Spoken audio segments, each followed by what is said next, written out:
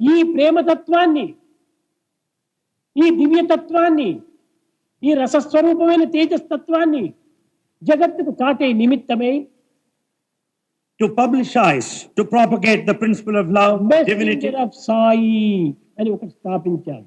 Messenger of Sai was founded. కానీ పిల్లలు ఆడపిల్లలు అయినప్పటికీ Though they are girls, వారు చాలా శ్రమల కోర్చి they could bear all troubles. A దేశములకు పోయినప్పటికీ, Whatever country they may go, ఎలాంటి కుటుంబంలో చేరినప్పటికీ they may be in any family, వారు దీనిని ఒక దీక్షగా పూని, having accepted ఒక it as a తపస్సుగా determination, విశ్వసించి having full faith, సేవలు చేస్తూ వస్తున్నారు. they have been rendering service. మగవారికి స్వేచ్ఛ ఉండవచ్చు, Men may have freedom. కానీ స్త్రీలకు స్వేచ్ఛ చాలా తక్కువ. Women enjoy little freedom. కారణం ఏమిటి?